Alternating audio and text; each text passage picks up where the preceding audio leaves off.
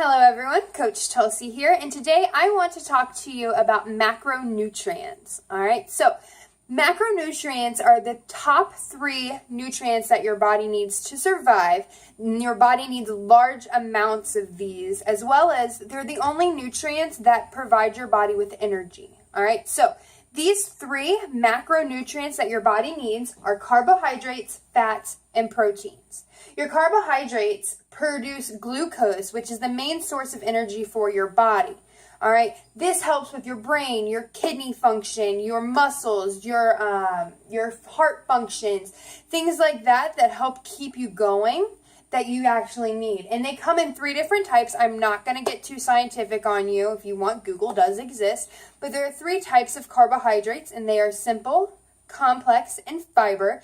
As you go down that list from simple to fiber, it gets harder to digest these carbs throughout your body. All right, so your simple carbs are the ones that don't have a complex structure. They're easy to break down in the body, and they're easy to get rid of.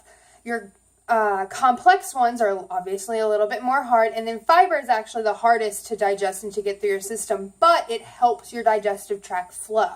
All right, so with that, examples of carbs are your grains. There are some fruits and some vegetables. So that's actually surprising. Your beans, nuts, and seeds, those are your carbs. Typically, most people think that carbs are just bread. That's not what just a carb is. So you actually have to look into it. Corn on the cob is actually a carb. So some of them do get a little tricky. And yes, if you think about the starchy food that you eat, those are most likely going to be your carbs. All right. So with that, each gram of carbohydrates that you consume is 4 calories. So when you're looking at a nutrition label and you're seeing that it has so many carbs and then so many calories, if you're comparing them to get the nutrient density, then you're able to see that they translate into a little bit more calories because they're giving you your main source of energy. All right. Now, along with the energy that you're getting, if you come down to fats, that's going to give you your energy endurance. Fats are needed for your survival. All right. I know that there's a bad connotation to fats and we want to stay away from fat and we don't want fat on our body, but you actually need it. It cushions your tissues and your organs, and it makes sure that you're insulated with your body. That's why those who don't have a lot of fat on them are likely to go into hypothermia faster. They're likely to have some reaction to the sun because they're not insulated. All right, so, and then to not also get scientific with this, there's saturated fats, unsaturated fats, and trans fats. When you're talking about fats in this way, the trans fats are going to be the worst for you. These are like the foods that are pumped full of preservatives, and they're created by a process called partial hydrogenation. I'm sorry. And they're the ones that are meant to stay on the shelf. So if you see a food with the label and it says there's a lot of trans fat in it, that's because there's preservatives, and it's not as good for you as, let's say, if you were to have a saturated fat that you could get from a red meat, to where you're getting more energy and you're full of healthy fats, what your body needs. All right.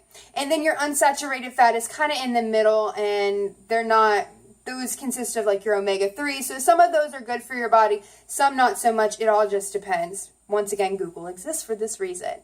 And then to move on to your, examples of that: meat, poultry, nuts, dairy, oils, things like that.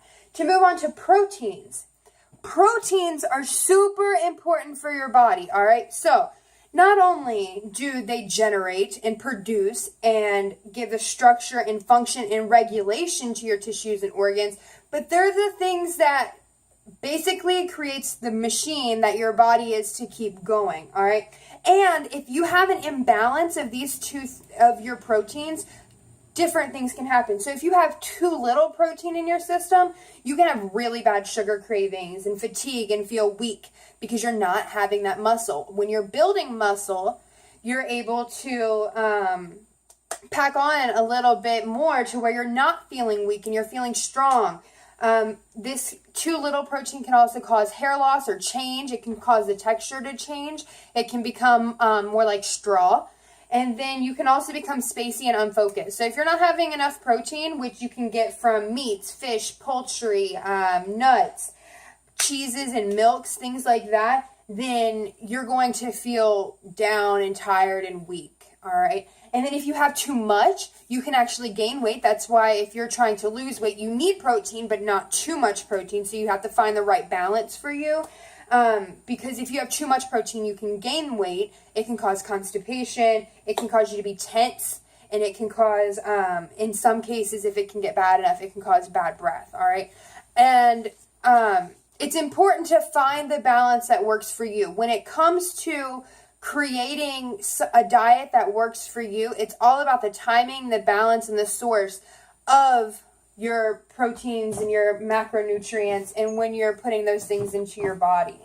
All right, so I hope this gave you a little bit more of an understanding of the macronutrients that your body needs to survive and thrive. And if you would like to find out about micronutrients, please go ahead and check out another video on my channel. Or if you want to learn more about nutrition, health, anything else, follow me, subscribe, or leave a comment below. All right, I'll talk to you again soon, guys.